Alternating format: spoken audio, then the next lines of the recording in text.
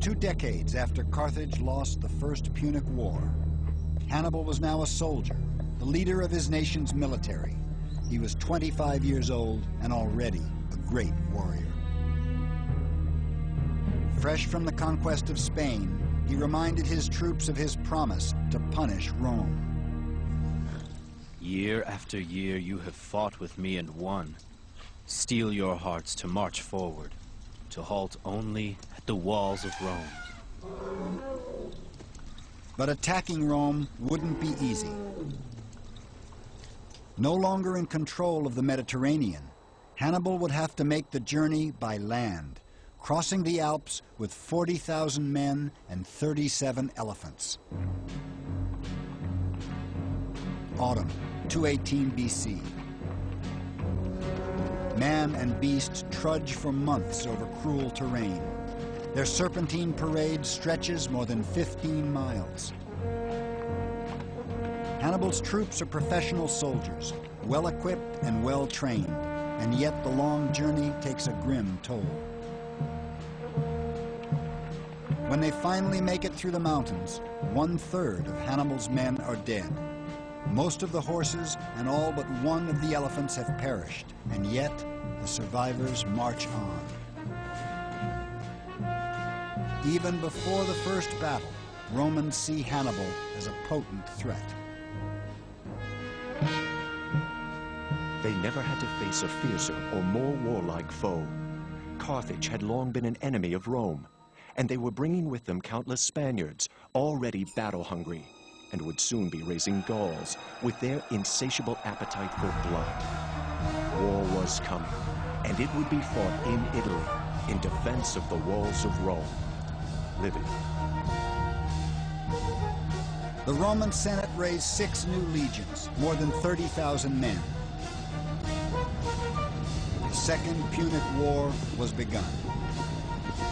This time the deciding factor wouldn't be manpower, but strategy. Most Roman commanders were political appointees with little battlefield experience, no match for a military genius like Hannibal. Hannibal had a spark.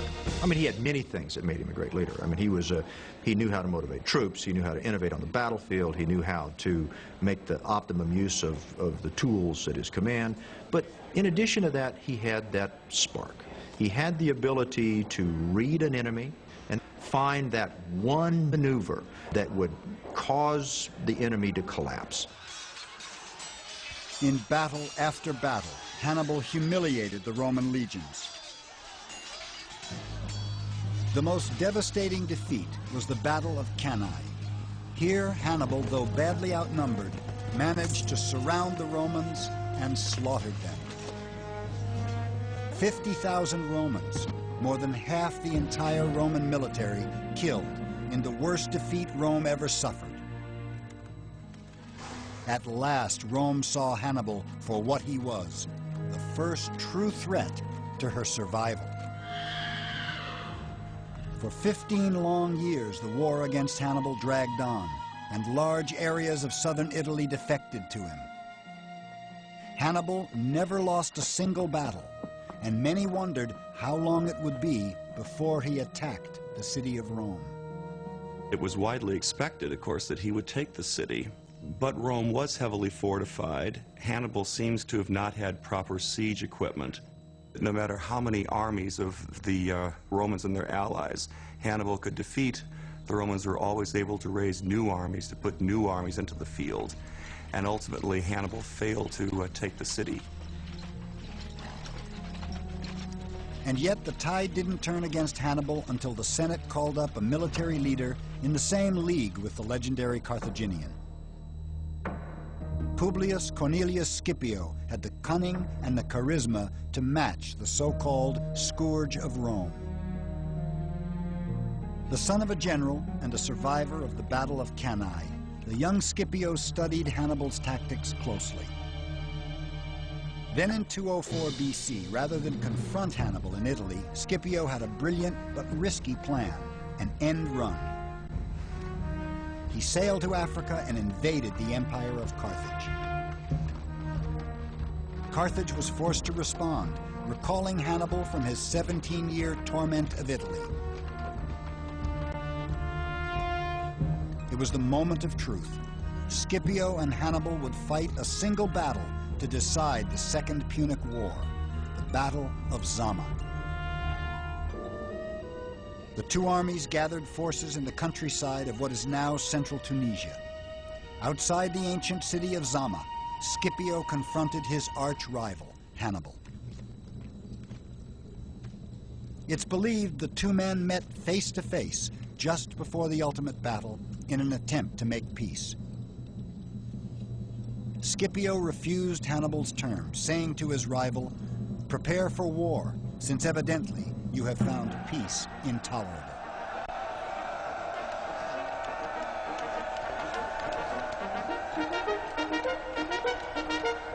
The two sides were well matched, with about 34,000 men each, but there were crucial differences. Hannibal had been resupplied with 80 of his dreaded elephants, but Scipio had drilled his troops in new tactics for dealing with the great beasts.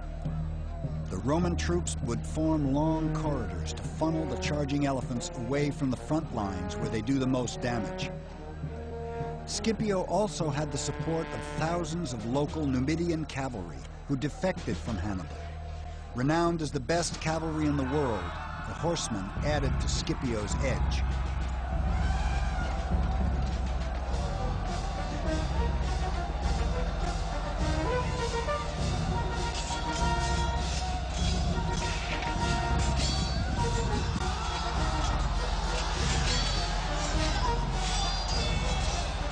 Scipio finally and soundly defeated Hannibal at Zama.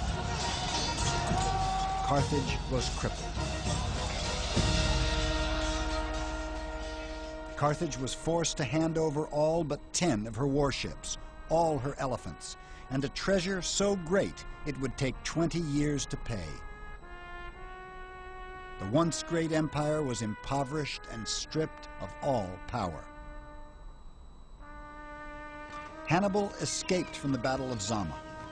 For a time, he tried to revive his waning Carthage, but eventually fled into exile in Greece.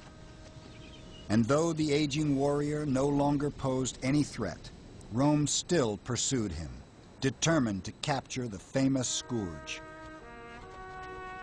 Ultimately, Hannibal denied her the pleasure. Let us free the Roman people of their long-standing anxiety, seeing that they find it tedious to wait for an old man's death. It is no magnificent victory to defeat a man unarmed and betrayed. With that, Hannibal put a drink of poison to his lips and drained his cup. But even Hannibal's suicide was not victory enough. After so many years of war, Rome still saw Carthage as an enemy and could not abide her survival in any form. In 146 BC, Rome destroyed the African Empire once and for all in the final Punic War, slaughtering 500,000 people. The pearl of the Mediterranean is ground into dust. Carthage is no more.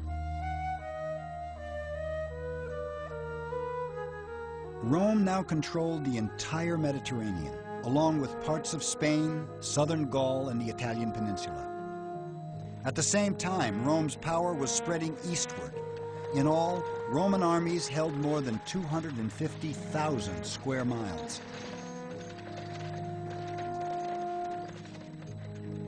In 3 centuries, a small backwater city had become a dominant world power.